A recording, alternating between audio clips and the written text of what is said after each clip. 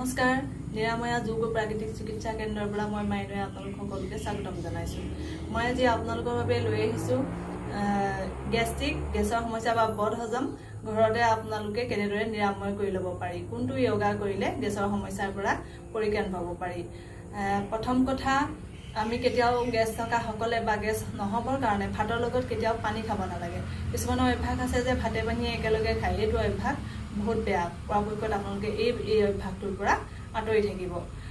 ভাতৰ লগত পানী নহ'লে খাব নোৱাৰা সকলে পনীয়াকৈ দালি লওক, নিশ্চয় পানীৰ সমস্যাৰ পৰা আঁতৰি থাকিব। লাহে লাহে দেখিব পানী নহ'লেও আপুনি ভাত খাব পৰা হৈ যাব। তাৰোপৰি খাদ্য সঠিক সময় চুবাই খাওক, গুৰপাকী আহাৰ, ৰাতি মাছ মাংস তেলজাতীয় সামগ্ৰীৰ পৰা আঁতৰি থাকক।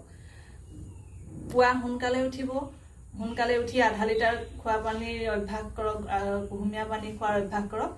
দেখিব আপুনি গেছৰ সমস্যাৰ পৰা পৰিত্ৰাণ পাব পাৰিব। তাৰোপৰি যিসকলৰ অধিক গেছ আছে তেখেতলোকে আধা লিটাৰতকৈ বেছি পানী খাই ভমিটিং কৰি দিব পাৰিলে অতি সোনকালে সফল পাব। তাৰোপৰি আমাৰ য়োগাত আছে, কোনটো য়োগা কৰিলে আমাৰ গেছ সমস্যাৰ পৰা বা বদহজমৰ পৰা আমি মুক্তি পাব পাৰোঁ। আমাৰ য়োগাত একমাত্ৰ আসনটো আছে, ভাত খাই উঠি কৰিব পৰা একমাত্ৰ আসন আছে বজ্ৰাসন। এই আসনটো কৰিলে গেছৰ সমস্যাৰ পৰা পৰিত্ৰাণ পাব পাৰিব। মই দেখাই দিছোঁ এইটো কেনেকৈ আপোনালোকে কৰি ল'ব। মই আধা আধি বহিয়ে আছোঁ, তাৰোপৰি মই আপোনালোকক দেখাই দিছোঁ। ভাত খাই উঠি আপোনালোকে এই আসনটোত অন্ততঃ এনেদৰে মই পতাটো পাছফালে এৰি থৈছোঁ, এনেদৰে আপোনালোকে 10 মিনিট দীঘল দীঘলকৈ উশাহ ল'ব আৰু এৰিব।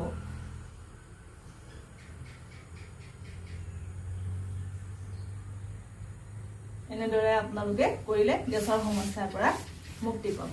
তাৰোপৰি আপোনালোকে এনেদৰে নিজৰ কলাফুলকেইটা এনেদৰে পিটিকি দিব, দুইটা ভৰি কলাফুলকেইটা এনেদৰে পিটিকি দিব। যিসকলৰ গেছৰ সমস্যা আছে বা পেটৰ কিবা প্ৰব্লেম আছে, সকলো প্ৰব্লেমৰ পৰা পৰিত্ৰাণ পাব পাৰিব। এই কলাফুলকেইটা বহুত আপোনালোকৰ বিষাব, যেতিয়ালৈকে আপোনালোকৰ কলাফুলকেইটা বিষাই থাকিব তেতিয়ালৈকে জানিব আপুনি সেই সমস্যাকেইটাত ভুগিয়ে আছে। কিন্তু লাহে লাহে আপোনালোকৰ কলাফুলত বিষ নাইকিয়া হৈ যাব, তেতিয়া দেখিব আপুনি গেছৰ সমস্যা, বদহজম বা পেটৰ অন্য ৰোগৰ পৰা মুক্তি পাব পাৰিব। এনেদৰে দুইটা ভৰি আপুনি মালিচ কৰি দিয়াৰ চেষ্টা কৰিব। যদি আপুনি নিজে কৰিব নোৱাৰে, ঘৰৰ অন্য সদস্যৰ পৰা মালিচ কৰাই ল'ব পাৰে। তাৰোপৰি হাতৰ এই হাতখনৰ মই এই বস্তুটো দেখাই দিছোঁ, এইটো ভি শ্বেপটো এনেকৈ কৰি দিয়াৰ লগে লগে এইটো ভি শ্বেপটো, এই শ্বেপকেইটা এনেদৰে পিটিকি দিব। এনেদৰে পিটিকিলে চাব যিসকলৰ গেছৰ সমস্যা আছে এইডোখৰত বহুত বিষাব, যিসকলৰ নাই তেখেতলোকৰ নিবিষায়। গতিকে যিসকলৰ গেছৰ সমস্যা আছে বুলি ভাবে তেখেতলোকে এই পইণ্টকেইটা পিটিকি দিব, কলাফুল পিটিকিব, নিশ্চয় গেছৰ সমস্যাৰ পৰা মুক্তি পাব। তাৰোপৰি ৰাতি ভাত খাই উঠি কেতিয়াও চিধাই বিচনাত শুব নালাগে। অন্ততঃ আপুনি হিচাপ কৰি হ'লেও 100 খোজ চোতালতে কৰাৰ অভ্যাস কৰক, দেখিব গেছৰ পৰা আপুনি মুক্তি পাব। অন্য এটা ভিডিঅ' লৈ মই আকৌ আহিম। ধন্যবাদ।